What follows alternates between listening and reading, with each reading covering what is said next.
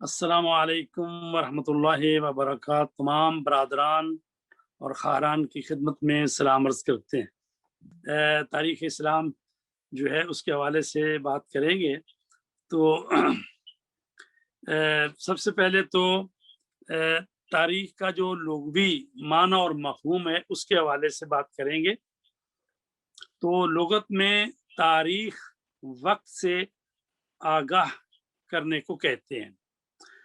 तो लुग़त में ये जो लफ्ज़ तारीख़ है, ये अलिफ, रे और खे या वाव, रे और खे, इससे ये बना है तारीख़। तो अरख्तुल किताबा, मैंने लिखने का वक्त ज़ाहिर किया।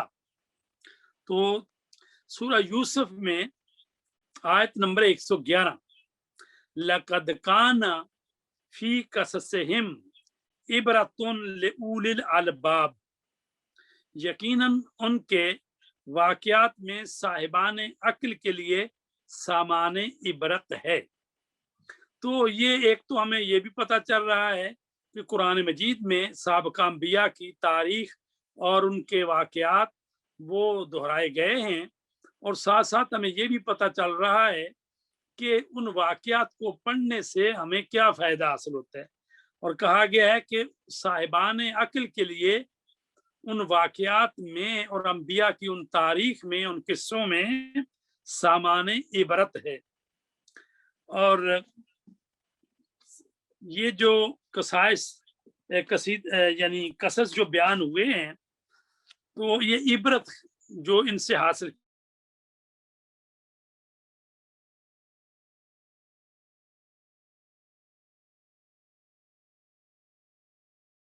किस्सा जिसको अहसनुल कसस कुरान मजीद में कहा गया है, तो फरमाया गया है कि ये जो किस्सा बयान हुआ है इसमें सामाने इबरत है लोगों के लिए। तो क्या सामाने इबरत है, हमें क्या इससे सीखना चाहिए? इंसान को दीन और मजहब के मुकाबले में किसी ख्वाहिश की तरफ नहीं झुकना चाहिए। हक व सदाकत और तकवा की राह में किसी भी मुसीबत की कोई परवाह नहीं करनी चाहिए। मसाइब कितने ही शदीद क्यों ना हो, रहमत खुदा से मायूस नहीं होना चाहिए। सख्त तरीन हालात में भी जालिमों की खुशामद नहीं करनी चाहिए। तो जिस तरह हजरत यूसुफ के किस्से में जुलेखा शर्मिंदा हो गई और बाकी लोग जिन्होंने हजरत यूसुफ को जेल में डाला था, तो मुजरम अगर शर्मिंदा हो जाए तो उसे माफ कर देना चाहिए। तो ये बहरहाल तारीख जो है ये इसीलिए पढ़ी जाती है कि ताकि हम गुज़िश्ता जो कौमें, जो अफराद गुजरे हैं, उनकी तारीख को पढ़ें, तो फिर उनसे हम इबरत हासिल करें और ऐसे हम न करें कि जैसे उन लोगों ने किया कि जिनकी मजम्मत की गई है या जो जालिम लोग थे। और सूरह इब्राहीम में सूरह नंबर 14 और आयत नंबर 5 में कहा, वज़क्किरहुम बिअय्यामिल्लाह इन्न फी ज़ालिका लआयातिल लिकुल्लि सब्बारिन शकूर, और उन्हें खुदाई दिनों की याद दिलाएं कि बेशक इसमें तमाम सब्र करने वाले और शुक्र अदा करने वाले अफराद के लिए बहुत सी निशानियां पाई जाती हैं। तो ये कुरान मजीद के हवाले से हमने 3 आयतें बयान की हैं जो बयान कर रही हैं कि अंबिया के जो किस्से और उनका जिक्र किया गया है, तो उसमें सामान इबरत है। तो इसका मतलब ये है कि कुरान मजीद में भी बहुत सारा हिस्सा जो है गुज़िश्ता अंबिया के वाक़यात और उनकी तारीख से मरबूत है। तो तारीख की ज़रूरत और उसके फ़ायदे। तारीख से गुज़िश्ता अक़वाम के अरूज व ज़वाल, तामीर व तख़रीब के अहवाल मालूम होते हैं, जिससे आइंदा नस्लों को इबरत का सामान मुयस्सर आता है। इससे जो होता है कि पता चलता है इंसान को कि वो पुराने लोग जो हैं वो क्या करते थे, और उनके तजर्बात से इंसान जो है फ़ायदा उठाता है। इंसान का हौसला बुलंद होता है, दानाई और बसीरत हासिल होती है, और दिलो दिमाग में ताजगी और नशोनुमा की कैफियत पैदा हो जाती है। गरज तारीख इस कायनात का पस मंजर भी है और पेश मंजर भी। इसी पर बस नहीं बल्कि इससे आइंदा के लिए लाहे अमल तय करने में भी खूब मदद मिलती है। तारीख में चूंकि अच्छे आदमियों की खूबियां और बुरे लोगों की बुराइयां लिखी जाती हैं, लिहाजा किसी रजील या कमीने खानदान वाले को इल्म तारीख से बहुत ही कम मोहब्बत होती है। शरीफ कौमों को अपने आबाओजदाद के कारहाय नमाया याद होते हैं, जिनकी पैरवी को अपनी शराफत कायम रखने के लिए जरूरी समझते हैं। रजील कौमें इम्तदाद जमाना के सबब अपने बुजुर्ग कामों को भी भूल जाती हैं। किसी खानदान या कौम को जिसके बाप दादा ने खुदा परस्ती, जवामर्दी, इल्म हुनर, जाहो हशमत वगैरह में खसूसी इम्तियाज हासिल किया हो और वो उसको बिल्कुल फरामोश न कर चुके हों, तो उनको बुजुर्गों के बड़े बड़े कारनामे बार बार याद दिलाकर उनकी जुर्रत, शुजाअत और हिम्मत जो है उसमें इजाफा किया जा सकता है। और यही आपने देखा होगा कि शिया कौम जो है वो तारीख पर काफी इन्हिसार करती है, जबकि दूसरे लोग जो हैं वो कहते हैं नहीं जी ये तो तारीख का मामला है, इसको छोड़ें। तारीख इसलिए ये बात होती है कि चूंकि जब तारीख बयान की जाती है तो तारीख में जिन लोगों को वो मानते हैं उनके भी कारनामे लिखे होते हैं तारीख में, तो वो कहते हैं जी तारीख को रहने दें, हदीस की किताबों की तरफ आए। और तो ये इसी वजह से होता है कि वो जिन लोगों को उन्होंने बड़ा बना लिया हुआ है, तारीख में उनके हवाले से ऐसी बातें मौजूद होती हैं कि जिसमें उनके किरदार को उस तरह से पेश किया गया है जैसे वो हैं।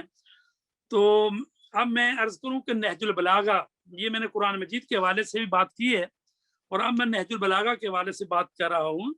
ये नहजुल बलागा में मौला कायनात अली अलैहिस्सलाम अपने बेटे इमाम हसन मुज्तबा, या बात कहते हैं अपने बेटे मोहम्मद हनफिया को वसीयत करते हुए, वसीयत है ये 527 सफ़े नहजुल बलागा जो उर्दू तर्जमे में अल्लामा ज़ीशान हैदर जवादी साहब की, तो उसमें इमाम फरमाते हैं ए बुनैया इन्नी वइल्लम अकुन उमर तो उमरा मन कान कबली, फर्जंद अगरचे मैंने इतनी उम्र नहीं पाई जितनी अगले लोगों की हुआ करती थी, लेकिन मैंने चूंकि ज़ाहरी उम्र मुबारक तो मौला कायनात की 63 साल है, लेकिन मैंने उनके अमाल में गौर किया और उनके अखबार में फिक्र की है और उनके आसार में सैरो सियाहत की है,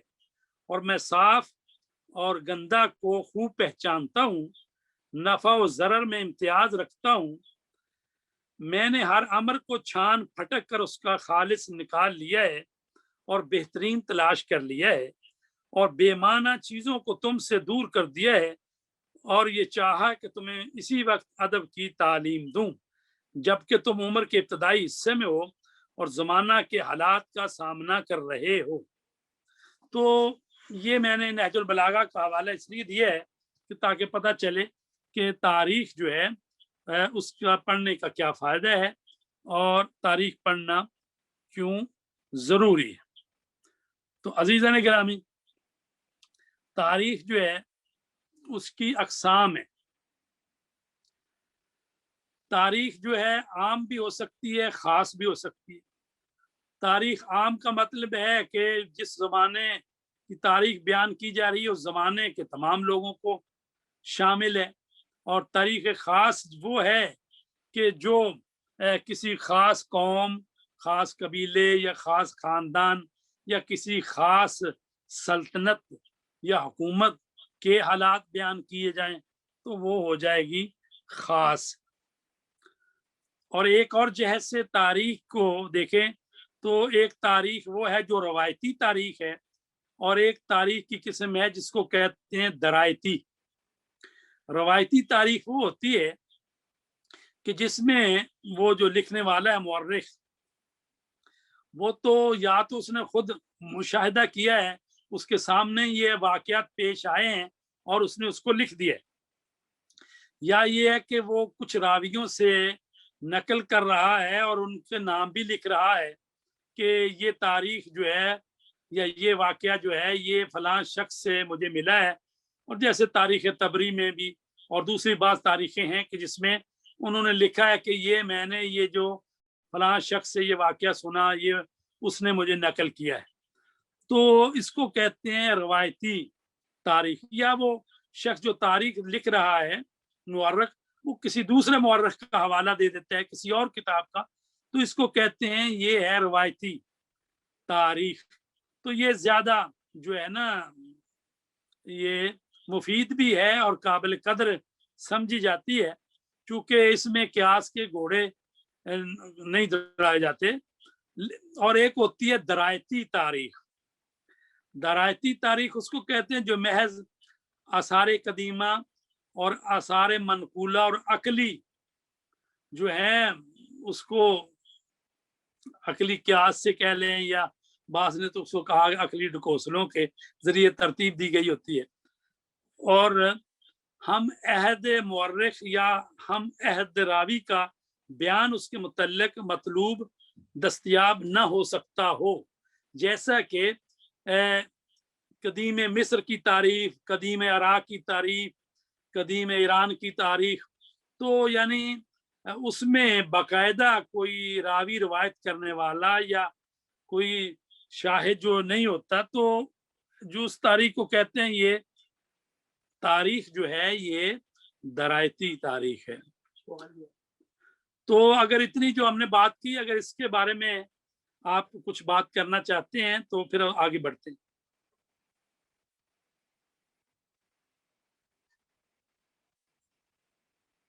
जी, हैं हमारे साथ कुछ लोग? जी आगा, अभी अस्सलाम वालेकुम। जी ठीक है, सही है, समझ में आ रहा है। फिलहाल तक कोई ऐसा मसला नहीं है। ठीक है। तो अभी तारीख इस्लाम मौलाना नजीब अकबर आबादी साहब हैं, उन्होंने तारीख इस्लाम लिखी है। तो वो तारीख की इब्तदा कैसे हुई है? रूमियों और यूनानियों के दौर बिलखसूस सिकंदर आजम की फतूहात से तारीख का वो हिस्सा शुरू होता है जिसने दुनिया के अक्सर मुल्कों के हालात को इस तरह हमारे सामने पेश किया कि सिलसिला को दरमियान से मुनक़ते होने की बहुत कम नौबत आती है, और आम तौर पर यहीं से तारीखी ज़माना की इब्तदा समझी जाती है। यूनान, मिस्र और ईरान के हालात मुतालिया करने से जिस तरह तारीखी मुतालिया के शौकीन को खुशी हासिल होती है, इसी तरह हिंदियों पर उस को तैशो गजब आता है कि इस तारीख ज़माना में भी हिंदुस्तान पर तारीकी छाई हुई नजर आती है। तो ये जो है ना मौलाना नजीब अकबर आबादी साहब तारीख इस्लाम की इब्तदा बता रहे हैं कि रूमियों और यूनानियों के दौर बिलखसूस सिकंदर आजम की फतूहात के बाद से जो है ना ये तारीख लिखना शुरू हुई है। कुरान करीम नाजिल होता है, अरब दुनिया पर छा जाता है। सारे तमद्दन अरबी तमद्दन के आगे हबाअन मंसूरा साबित होते हैं और हकीकी माना में तारीख की इब्तदा होती है। हजूर अकरम सल्लल्लाहु अलैहि वसल्लम के ज़माने मुबारक से बाकायदा आगाज होता है। हम जब तारीख इस्लाम पढ़ते, एक दफ़ा के होती है तारीख जहान, ठीक है, तो तारीख जहान जो है पूरी दुनिया की तारीख है। और तारीख इस्लाम जब हम कहते हैं तो इसका मतलब ये है तारीख इस्लाम जो है वो रसूल करीम सल्लल्लाहु अलैहि वसल्लम से शुरू होती है। एक दफ़ा हम पढ़ते हैं तारीख अंबिया, तो वो हज़रत आदम अलैहिस्सलाम से शुरू होगी और हज़रत रसूल पाक तक आएगी, तो उसको कहेंगे तारीख अंबिया। तो तारीख इस्लाम जो है वो ज़ाहिर है कि रसूल पाक से शुरू होती है, लेकिन तारीख इस्लाम को जब हम देखते हैं तो उसमें जो किताबें लिखी गई हैं उसमें रसूल पाक की आमद से पहले जो अरब के हालात थे उनको भी बयान किया जाता है, ताकि लोगों को तारीख को मजीद समझने में, उन लोगों के नफ्सियात, उनके हालात, उन वाक़यात, वो भी समझने में फिर आसानी होती है। तो रसूल पाक के ज़माने से तारीख का आगाज़ होता है और सहाबा कराम और फिर गज़वात के हालात जो है उस वक्त जो है वो अपने सीनों में महफूज रखते थे, फिर उस अपनी औलाद को भी आगे ये वाक़यात बताते थे। फिर इसके बाद ये तारीख की जो इब्तदा हुई है वो पहली जो किताबें हैं वो उनमें वो सीरा है इब्ने इसहाक, और उनकी वफात है 151 हिजरी, और उनसे फिर उसको तलखीस किया है सीरा इब्ने हशाम ने। तो ये जो है ना पहली सीरत की किताबें, और ये बनी अब्बास के दौर में ये किताबें जो हैं वो लिखी गई। तो मैं अर्ज करूं कि शहीद मुताहरी जो फरमाते हैं तारीख के हवाले से,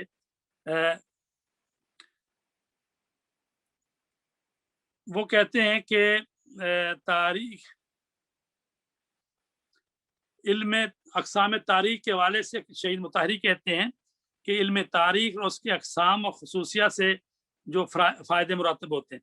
कहते हैं कि एक है तारीख बयानिया, अहद हाज़िर की वज़ह व कैफ़ियत को मद्देनज़र रखते हुए गुज़िश्ता वाक़यात और हादसात और अहद माज़ी के इंसानों की हालत और की कैफ़ियत बयान करना। इसमें सवाने उमरी, फ़तहनामे और सीरत की वो किताबें शामिल हैं जो तमाम अक़वाम में लिखी गई हैं और अब भी लिखी जा रही हैं। तो वो कहते हैं इस तारीख को कहते हैं तारीख़ बयानिया। तो ये जो तारीख़ बयानिया है तो इसकी ख़ुसूसियत ये है, ये तारीख जुज़ी होती है, मजमुई और कुल्ली नहीं होती। ये महज मनकूल है और इसमें अक्ल व मंतिक का दखल नहीं होता। और तीसरी खसूसियत इसकी है कि इन वाक़यात का इल्म जो वक़ूअ पज़ीर हो चुके, ना कि आइंदा होंगे। यानी तारीख जो है बयानिया उसमें बताया जाता है जो गुज़िश्ता ज़माने में वाक़यात हो चुके उनको बताया जाता है। इन वाक़यात का ताल्लुक माज़ी से होता है, हाल से नहीं। ये है तारीख़ बयानिया। और दूसरी है तारीख़ इल्मी। तारीख़ इल्मी उन आदाब और रसूम का इल्म जिनका रवाज अहद माजी के इंसानों में था, और ये इल्म इन वाक़यात और हवादिस जो हैं उनके मुताले से हासिल होता है जो गुजर चुके हैं। अच्छा, एक होता है इल्म तारीख, एक होता है फ़लसफ़ा तारीख। ये दो चीज़ें। इल्म तारीख तो ये जो हम आज जैसे हम पढ़ रहे हैं, ये पढ़ेंगे इंशाल्लाह, तो ये जो कुछ गुजर चुका है पिछले ज़माने में उसको हम पढ़ते हैं तो उसको कहते हैं ये इल्म तारीख है। लेकिन एक होता है फ़लसफ़ा तारीख। फ़लसफ़ा तारीख ये है वो इल्म के जिसके ज़रिए इंसानी माशरों में इर्तिका के ज़रिए तब्दीली वाक़या हुई और वो किस तरह एक मरहले से गुजर कर दूसरे मरहले तक पहुँचे, और इस इर्तिका पज़ीर हालत के वक्त उनमें से कौन से कवानीन कार फरमा है।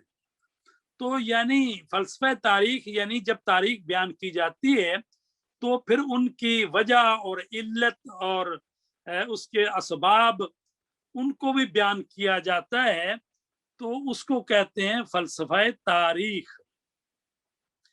तो ताकि वो बताया जाए कि जब तज्ज़िया और तहलील किया जाता है और ये वाक़या क्यों पेश आया, उसकी वजह क्यों हुई। एक दफ़ा तो जैसे आप सुनते हैं ना कि भाई एक दफ़ा खाली रिपोर्टें ही होती है, कहते हैं कि जी आज फलां इलाके में मसलन जो है वो एक्सीडेंट हो गया, इतने आदमी मारे गए और ये हुआ ये। तो ये یہ اس کی جو رپورٹنگ کرنے والا ہے وہ صرف رپورٹنگ کر رہا ہے کہ یہ واقعات ہوئے. ایک دفعہ اس کا تجزیہ اور تحلیل کیا جاتا ہے کیوں واقعہ ہوا, کس کی غلطی تھی, کس کی خطا تھی, اس کے واقعات کیا ہوئے. تو یہ جو تجزیہ اور تحلیل کیا جاتا ہے اس کے اسباب بیان کیے جاتے ہیں اور علت اس کی بیان کی جاتی ہے, تو اس کو کہتے ہیں یہ اس کا فلسفہ بیان کیا جا رہا ہے. تو تاریخ اسلام کے حوالے سے مزید وہ کہتے ہیں کہ تاریخ کے جتنے بھی منابع اور ماخذ موجود ہیں ان میں تاریخ اسلام سب سے زیادہ معلومات سے لبریز اور مالا مال ہے. یعنی ظاہر ہے کہ باقی قوموں نے بھی اپنی تاریخیں لکھی ہیں, تو لیکن جو تاریخ اسلام ہے وہ باقی دنیا کی تاریخوں سے زیادہ اس میں معلومات ہیں اور ان میں جزیات بھی ہیں. چنانچہ جب کوئی محقق تاریخ اسلام لکھنا شروع کرتا ہے اسے تاریخی واقعات وافر مقدار میں بصورت دقیق مل جاتے ہیں. اس کے علاوہ تاریخ اسلام میں جس قدر مستند اور باریک یعنی روشن نکات جو موجود ہیں اس میں وہ اس کو تاریخ اسلام میں نظر آئیں گے, اور اس کا سرچشمہ جو ہے وہ سیرت رسول کریم اور سنت رسول, اور مسلمانوں کے لیے چونکہ یہ حجت ہے رسول پاک کی سنت اور جو قطعی سنت ہے, تو تاریخ اسلام میں واقعات بھی ملتے ہیں اور رسول پاک کی سیرت بھی ملتی ہے, احادیث بھی ہوتی ہیں اس میں. تو اس طرح سے جو تاریخ اسلام ہے وہ باقی لوگوں یعنی باقی دوسری جو لوگوں نے تاریخیں لکھی ہیں ان کی مناسبت سے تاریخ اسلام جو ہے وہ بہت زیادہ جو ہے وہ یعنی بہتر ہے, یعنی حقائق کے قریب تر ہے. تاریخ اسلام کے بارے میں استاد مطہری کہتے ہیں پیغمبر اسلام اور مذہب اسلام کو دیگر مذاہب پر فوقیت حاصل ہے کیونکہ آپ کی تاریخ روشن مستند ہے. اس اعتبار سے دنیا کے دیگر رہبر و رہنما ہمارے برابری نہیں کر سکتے. چنانچہ پیغمبر اکرم صلی اللہ علیہ وسلم کی زندگی کی دقیق باتیں اور اس کے جزیات آج بھی ہمارے پاس قطعی اور مسلم طور پر موجود اور محفوظ ہیں. آپ کا سال ولادت, ماہ ولادت, روز ولادت اور پھر آپ کا دوران شیر خارگی, وہ زمانہ جو آپ نے صحرا میں بسر کیا, آپ کا سن بلوغت اور آپ نے کس سے شادی کی اور اس طرح سے کب وحی آئی کب, تو یہ سارے جو واقعات ہیں وہ محفوظ ہیں. تو لہٰذا تاریخ اسلام جو ہے باقی دنیا کی تاریخوں سے جو ہے وہ بہت بہتر. تو ابھی اس بارے میں مزید اگر کو آپ نے کوئی سوال ہے, جتنی بات ہو چکی ہے آپ بھی ساتھ ساتھ حصہ لیتے رہیں. جی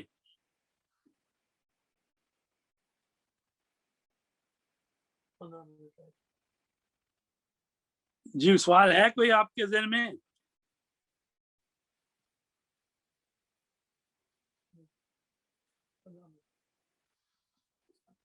تو بہرحال ہمارے پاس جو ہیں ابھی 15 منٹ اور ہیں. تو تاریخ جو ہم نے کتاب متن قرار دی ہے تاریخ اسلام دورہ جاہلیت سے وفات مرسل اعظم تک, تو اس میں ہم جزیرۃ العرب جو ہے اس کی جغرافیائی, سماجی اور ثقافتی صورتحال جو ہے اس پر ایک نظر کرتے ہیں. کیونکہ اسلام آیا ہے حجاز میں. یہ سعودی عرب جو ہے یہ تو انہوں نے 1925-26 میں جب انہوں نے قبضہ کیا ہے موجودہ جو سعودی عرب کی حکومت ہے ان کے آباء و اجداد نے, تو اس وقت انہوں نے اس کا نام تبدیل کر دیا ہے اور سعودی عرب اپنے دادا کے نام پر رکھ لیا گیا ہے. اصل میں اس کا نام تھا حجاز. جزیرہ نمائے عرب جس کو جزیرۃ العرب کہتے ہیں, یہ دنیا کا سب سے بڑا جزیرہ نما ہے جو مغربی ایشیا کے جنوب میں واقع ہے، اور یہ اس کی جو مساحت ہے یہ 32 لاکھ مربع کلومیٹر ہے۔ اب دیکھیں کہ پاکستان جو ہے وہ 16 لاکھ مربع میل ہے تقریباً، اور اسی طرح ایران جو ہے اس کے 2 برابر ہے۔ پاکستان 8 لاکھ مربع کلومیٹر اور ایران 16 لاکھ، اور یہ جو سعودی عرب ہے تقریباً 32 لاکھ۔ تو یعنی اتنا بڑا یہ سعودی عرب ہے، اگرچہ وہ سارا جو ہے وہاں پر خشک ہے، پہاڑ ہیں، صحرا ہیں۔ تو یہ جو سعودی عرب ہے اس میں، اور جزیرہ اس کیوں کہا جاتا ہے؟ جزیرہ اس ملک کو کہتے ہیں ظاہرہ کہ جس کے چاروں طرف پانی ہو اس کو جزیرہ کہتے ہیں۔ جیسا کہ یہ ہم یو کے میں رہتے ہیں تو یو کے جو ہے یہ ہے جزیرہ کہ چاروں طرف سمندر سے گھرا ہوا ہے، لیکن یہ جزیرہ اس لیے کہتے ہیں جزیرۃ العرب چونکہ اس کے تینوں طرف پانی ہے، اور اس میں آپ دیکھتے ہیں کہ مشرق کی طرف جو ہے وہ خلیج فارس ہے، اور اسی طرح جنوب کی طرف جو ہے وہ خلیج عدن ہے، اور جو دوسری طرف ہے بحیرہ احمر ہے، اور صرف جو شمال کے اوپر کی طرف جو ہے وہ کچھ ملک دوسرے ہیں، یہ لبنان اور شام وغیرہ، اور مڈٹرانہ وہ جو در سمندر ہے۔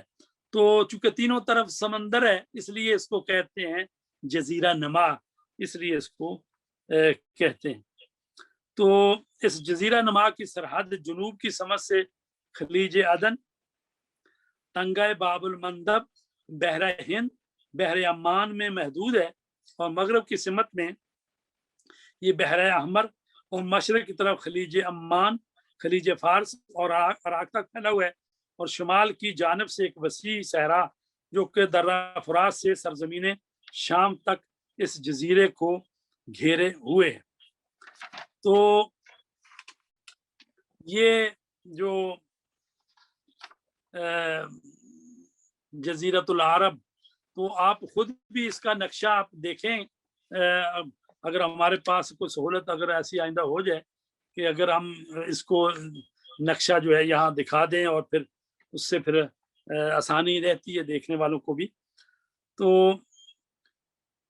جس زمانے میں اسلام آیا ہے اس زمانے میں جو یمن جو ہے، یمن جو کہ جزیرۃ العرب جو ہے اس کے جنوب میں ہے، تو یمن جو ہے یہ اچھا خاصا جو ہے نا یہ تہذیب یافتہ ملک تھا، اور تمدن یمن کا، اور یہاں یہ ہندوستان سے اور دوسرے علاقوں سے مال تجارت یہاں یمن آتا تھا، اور یہاں سے پھر یہ جو ہے شام کی طرف اور دوسرے شمال جزیرۃ العرب کی طرف یہاں سے جاتا تھا۔ تو جزیرہ یمن جو ہے جنوب کی طرف تھا، اور وہاں پر جو حکومتیں قائم تھیں 1400 سے 1850 سال قبل عیسوی تک یہ برقرار رہی ہیں، اور جب حکومت سبا ملکہ بلقیس کی وہ جب حکومت آئی ہے تو اس وقت وہ ختم ہوئی ہے حکومت معین۔ اس کے بعد ہے حکومت حضرموت جو 1020 عیسوی سے قبل شروع ہوئی اور 65 عیسوی کے بعد تک باقی رہی، اور حکومت سبا کے مسلط ہونے کے ساتھ ختم ہو گئی۔ حکومت سبا جو 850 عیسوی سے لے کر 115 عیسوی سال قبل مسیح تک برسر اقتدار رہی، اور اس کے بعد ہے حکومت فتیان جو 865 سے لے کر 540 سال قبل مسیح تک برسر اقتدار رہی ہے۔ اور حکومت سبا حضرموت اور اطراف یمن جن کے بادشاہوں کے سلسلوں کو طبع کہا جاتا ہے، ان کی حکومت سال عیسوی سے 115 سال پہلے شروع ہوئی، اور یہ 523 عیسوی تک برقرار رہی، اور اس کا دارالخلافہ جو تھا ظفار تھا۔ تو یمن جو ہے وہ اس کی جو تہذیب و تمدن ہے وہ تھا اس میں جس کو کہا جائے ایک درخشاں تمدن تھا۔ وإلا خود یہ سعودی عرب جو ہے حجاز جو علاقہ تھا، تو یہ کیونکہ پہاڑ تھے، یہاں خشک اور صحرا تھا، اور وہاں کے لوگ جو ہیں وہ پھر ان کے لیے کوئی ایسی حکومت نہیں تھی جو مرکزی ہو، قبیلوں میں لوگ رہتے تھے، اور بڑے بڑے قبیلے تھے، وہ قوم و قبیلے میں رہتے تھے، اور زیادہ تر وہ ان کا جو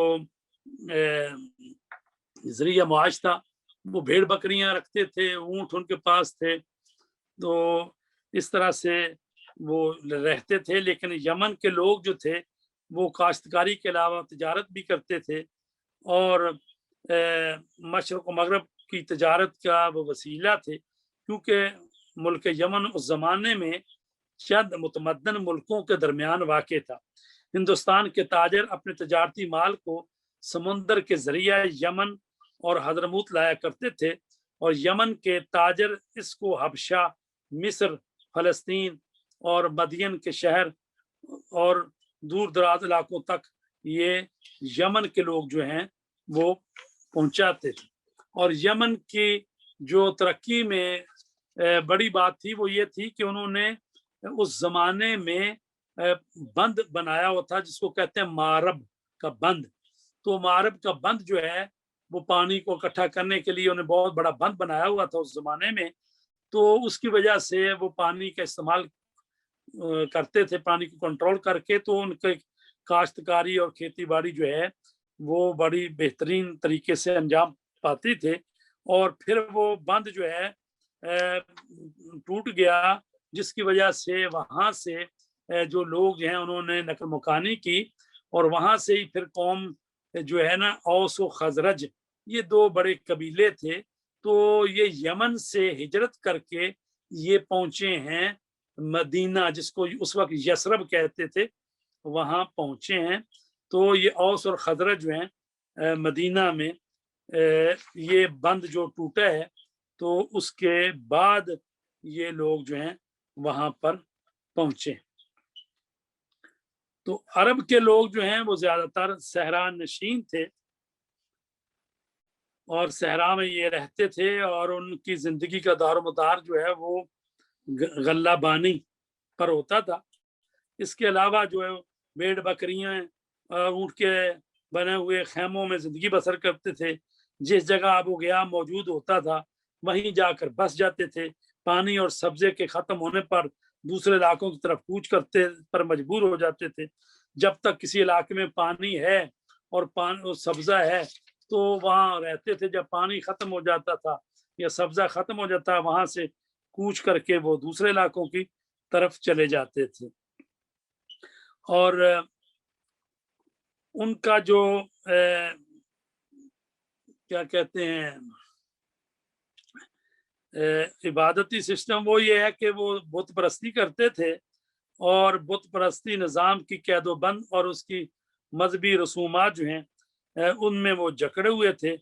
دوسرے قبیلوں کے آداب و رسومات اور قبیلے سے وابستگی کی بنا پر جو ذمہ داری ان پر عائد ہوتی تھی وہ ان کو پورا کرتے تھے، قبائلی نظام میں رہتے تھے۔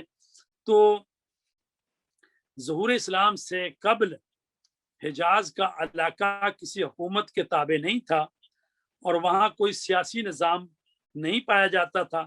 اس بنا پر ان کی معاشرتی زندگی ایران اور روم کے لوگوں سے بہت زیادہ فرق کرتی تھی۔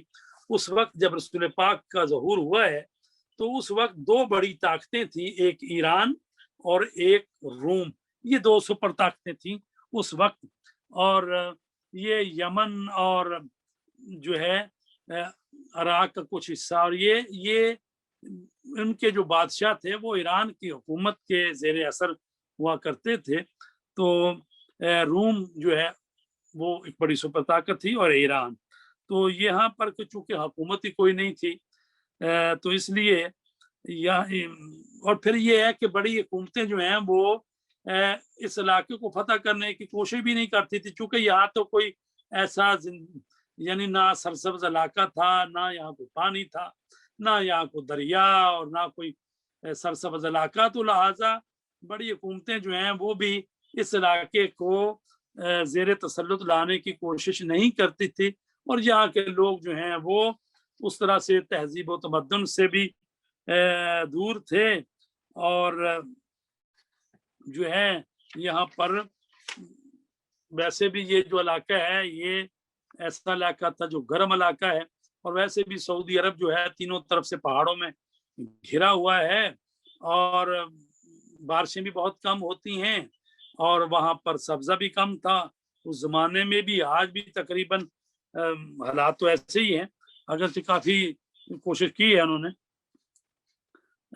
तो अजीजा ने गिरामी बात ये है कि चूंकि एक दो लेसन में हम जो है ना वहाँ की जो हालात हैं जजीरतुल अरब के जब इस्लाम आया, तो वो अगर आपको इसमें दिलचस्पी है तो उम्मीद है फिर इंशाल्लाह हम आगे बढ़ेंगे। तो इस सिलसिले में आज का लेसन जो है हम यहाँ पर ख़त्म कर रहे हैं। तो आज हमने तारीख की तारीफ की है, तारीख इस तारीख का जो इल्म है इस्तिलाही जो डेफिनेशन है तारीख की उसको की है, और उसके अलावा जो है कुरान मजीद में जो जिक्र आया है पुराने किस्सों का, अंबिया के किस्सों का कि उनको हासिल करो, इबरत हासिल करो। फिर हमने नहजुल बलागा से इमाम अली अलैहिस्सलाम से इक़्तिबास पेश किया है उनकी वसीयत का, और उसके अलावा जो है हमने तारीख के जो फ़ायदे हैं वो बयान किए हैं, तारीख की किस्में बयान की हैं, और कुछ थोड़ी सी बात की है जज़ीरतुल अरब के जो उस वक्त हालात थे। तो इस पर हम मज़ीद बहस करेंगे कि रसूल पाक जब तशरीफ़ लाए तो वो जो ज़माना जाहिलियत कहा जाता है, तो आइंदा जो बात करेंगे हमें कि ज़माना जाहिलियत जो है वो कितना अरसा है और उस वक्त क्या हालात थे, मज़ीद इस पर बात करेंगे। और फिर हम आएंगे रसूल पाक के आबा व अजदाद की तरफ, और हम हज़रत अब्दुल मुत्तलिब और फिर उनके वालिद, और फिर रसूल पाक की वक्त हुआ तो रसूल पाक की वलादत, और फिर जो है ये इंशाअल्लाह जो तारीख जो है वो तारीख इस्लाम जो है हम शुरू करेंगे। तो आज इतनी गुफ्तगू हुई है, इस पर अगर कोई बात करना चाहते हैं, हमारे पास 2-3 मिनट हैं, तो या किस तरह इसको बेहतर बनाया जाए प्रोग्राम को, तो वो भी आप अपनी तजावीज़ हमें बता